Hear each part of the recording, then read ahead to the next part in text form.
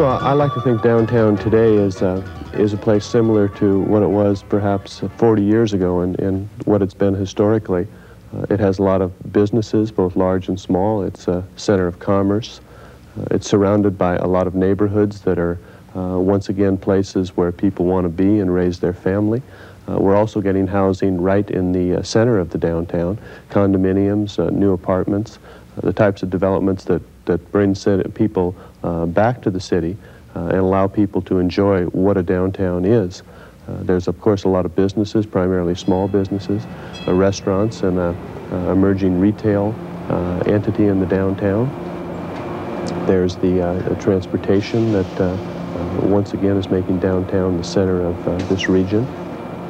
The plan that was approved by City Council in 1982 is about 75% complete right now, and we're really proud of that. We feel that that shows there's been major public investment in the downtown as well as private investment.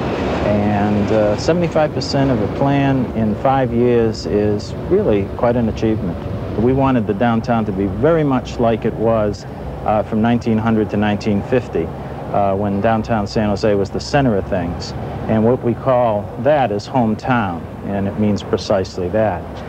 Another important element of the plan was the idea of spin-off. We wanted private investment and private development to come in on the heels of initial public investment. And another major concept was what we call City Beautiful. We wanted a very, very beautiful city. Doing one or two of the pieces without the others was something that just wasn't even contemplated because it wouldn't have been the major impact that we wanted to receive. The private development in the hundreds of millions of dollars has really followed closely the public development and the commitment. You know, what people in the private sector want to see is that there's a political commitment to get things done. There's been some wonderful rehabilitations of buildings, the New Century building on 2nd and Santa Clara that Barry Swinson did, the old St. James Hotel on North First Street, again a Swinson project. Wolf Cessna and Buttery built a beautiful building on 150 Almaden. The coal company at 60 South Market in a beautiful building, wonderfully clad with granite that really makes a statement about the type of city, the type of quality we want. The buildings on West Santa Clara Street, Wilson's building at 10 Almaden, and the Toto Kelly building at 150 West Santa Clara Street, really are quality buildings that any city would be proud to have as part of their skyline. You see on signs around the downtown, San Jose is growing up. The actual quote is, "It's time for San Jose to stop growing out and to start growing up." I think the new convention center is going to radically change the economic picture in the downtown. It's one of those gigantic projects that really change everything. Things are never the same after a project like that opens. The city will change measurably and it'll change for the better. The magnitude of that center, I think, is little understood by a lot of people. We know it's a $100 million plus project, but it's 1,000 feet across that project. If you stood it on end, it'd be almost 100 stories high. That's how big it is. And it's been designed by Aldo Jurgala, who's a wonderful architect that make the short list of great architects in the world, who's designed it in such a way that it not only will be accessible, but it'll be very aesthetically pleasing. Housing is the major land use that we will be attempting to build till the turn of the century. We feel we need 5,000 to 6,000 new housing units to support the retail, to support the other amenities we're building downtown. Retail is critical to future sales tax, money's going into the general fund, and what we've done is been able to build the first steps of retail today. We have 150,000 square feet. A retail pavilion will open this fall. After that, we see department stores and other major retail following the pavilion. You know, we've always tried to develop the downtown plan today following what happened in downtown around the turn of the century. It must have been wonderful here. These were indeed the days for the Valley of the Heart's Delight. San Jose in the early 1920s was the place to go to relax, enjoy the sunshine. Everything that was happening in this city was happening in the downtown. If you stood on a street corner in downtown San Jose, just about everybody you ever would want to know or knew in your past would pass by that corner in, I'd say, a relatively short period of time. The valley's produce seemed endless.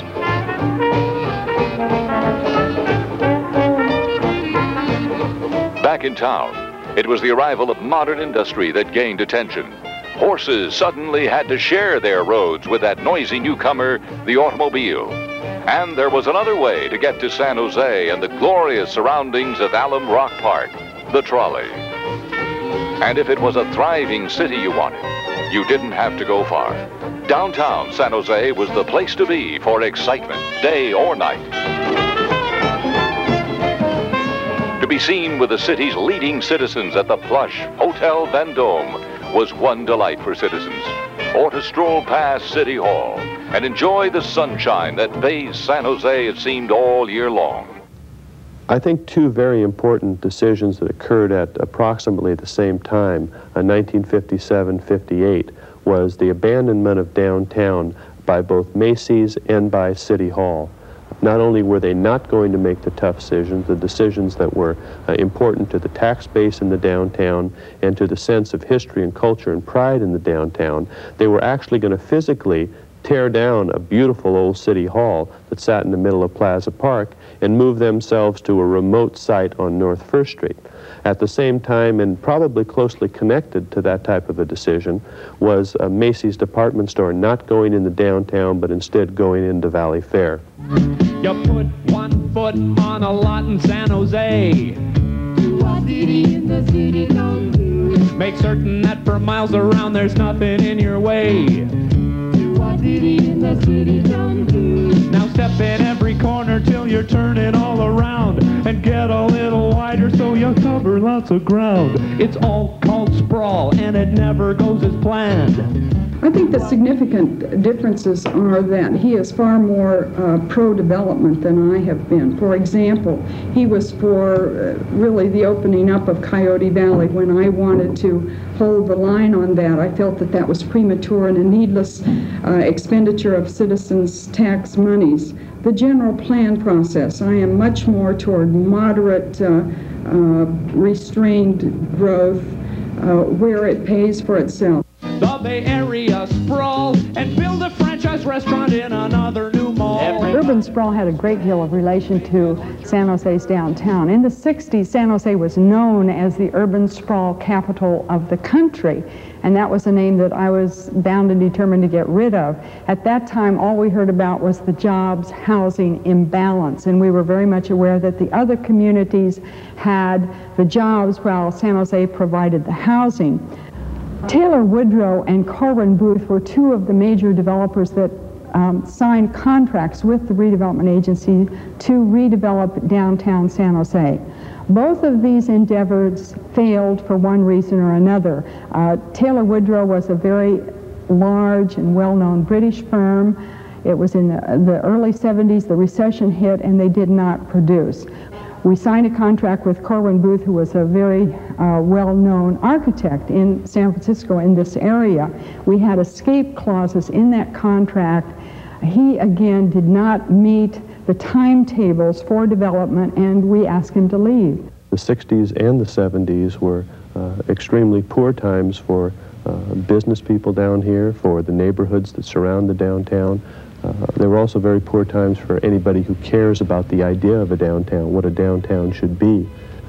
There were a number of people that played a critical role in the emergence of the downtown. One of the individuals was certainly Lew Wolf. He emerged on the San Jose scene originally as a consultant, someone who was brought in by the redevelopment agency to try to get the right package together and the right picture together, to get a large development company to come in and take over the downtown as a project, to build the commercial, to build the residential, to build the financial center that everybody in San Jose wanted to occur. Unfortunately, there were no major development groups that were willing to take that kind of risk. Wolf then put together his own consortium. That's probably too grandiose a term because I believe it was his first project. But he had foresight, and more than that, he had a commitment to make downtown San Jose happen. Back when I was the president of the Santa Clara County Manufacturing Group, we were really organized to represent the high-tech companies in this area in working with the local government, working with the state government on issues and concerns, challenges facing industry and the community at large here in the valley. I have to say that when the organization was formed in 1978, downtown San Jose was really no more than an outline on a map. It was neutral, and probably more than neutral, negative, as a place where anybody within industry would care to come or would be interested in hearing anything about. The financing mechanism was put in place by the merging of all of our redevelopment areas. Our very strong redevelopment area in Rincon in North San Jose, and our also strong redevelopment area in Edenvale were merged with the downtown projects. It gave us the ability, just as you have in a business, to move money around where you need it without any artificial constraints or any geographic constraints. Combining of the redevelopment areas was one of the most imaginative and creative things that we did in laying the groundwork for greatness in downtown San Jose. It was the idea of really Sally Reed, who is now the county manager, and some of our staff in late '78, that we would go to the state and ask them to change the law or to write the law allowing San Jose to combine the redevelopment areas. We, with two other small cities in California, had Senator Alquist carry a bill in the legislature, and it was passed by the Assembly, written into law in July of 1979, which enabled us to use the revenue stream from one area in the redevelopment process for another area which was not doing so well. That allowed the money to come down and have redevelopment really occur in downtown San Jose. I might say, too, that 1979 was a banner year because in October of that year, Frank Taylor came to San Jose. The downtown areas gave us very little tax increment. We didn't have enough money to negotiate with developers or build Route 87. So what we did is we merged the industrial areas to the downtown. The numbers are considerable. We're talking about $88 million funding the Route 87 and close to $100 million building the downtown. Route 87 was very important to the downtown because I don't think developers would build office buildings. I don't think the Swig family would have built the hotel at the Fairmont if there wasn't good access from the highway system. And that's why Route 87 was very, very important. And that's one of the main reasons why we merged our redevelopment areas. The merge is a good investment because those funds will come back to the city in time with sales tax, utility tax, and most of that funds will come into the general fund. Right now, the downtown's bringing about $2 million into the general fund. By the turn of the century, that figure will be close to $20 million.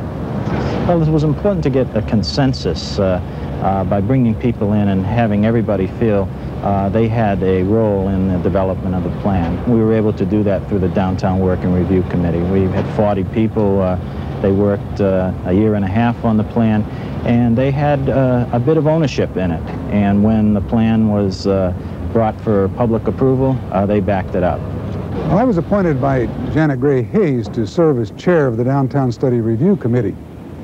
The committee was a broad-based community committee that was brought together to study the San Antonio redevelopment area, which is really the core of the redevelopment area downtown. I got involved in the redevelopment of downtown San Jose based upon a recommendation to acknowledge that there had been a request for qualifications put out to the development community to take a look at a project called San Antonio Plaza in downtown San Jose. Frank Taylor was the inspiration, I think, the visionary who, together with the private side, was able to take a look at an opportunity to redo the fabric, if you will, of a great downtown. I came to the agency with my team. My team included Goldrich, Keston, Stern, fine residential developers from Southern California, and Campo, who was my Canadian partner at the time. From there, we had, of course, gone through a situation where we were working with the Hyatt organization for a hotel. Following that, we felt that, as the agency did, that it would be nice to strengthen our retail commitment. So we joined forces with the Hahn organization. And things have a way of changing. There was a corporate change in direction by the Hyatt organization. They fell out in 1983.